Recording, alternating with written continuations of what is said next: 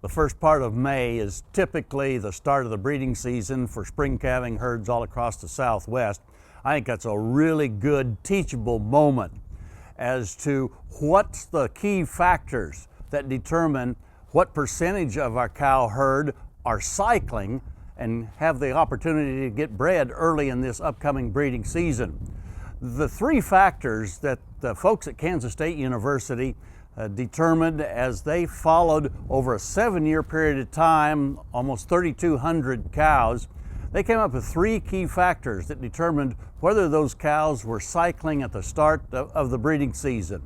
Number one, no great surprise to anybody that's been listening to the Cow-Calf Corner through the years, and that is body condition of the cow at calving time. In fact, what they determined was that for every one increase in body condition score, say from a 4 to a 5 or from a 5 to a 6, there was an increase in 18% in the percentage of cows cycling at the start of the breeding season.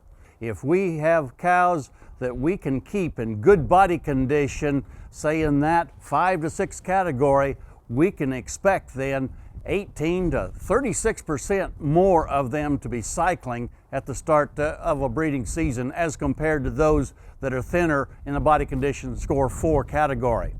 Number 2 on their list was age of the cow. Now that seems like a no-brainer because we know that 2-year-olds are slower to return to estrus cycles than will be mature cows in the herd.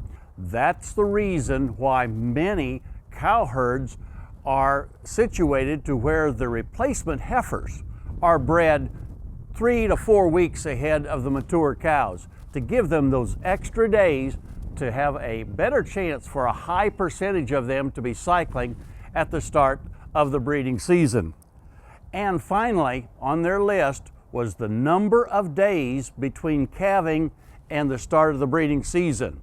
In other words, those cows that calved earlier in the calving season, say 70 days before the start of the breeding season, there was a considerable increase in the percentage of them that were cycling.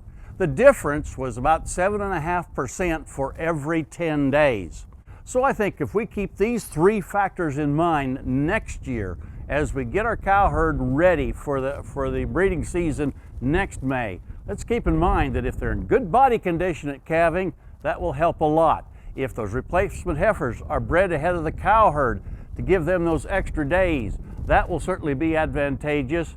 And if we'll work towards having a narrow, confined, shortened breeding season and therefore a shortened calving season, we'll have a higher percentage of the cows that are out here at 60 to 70 days after calving before the start of the breeding season, again helping that percentage out quite a little bit.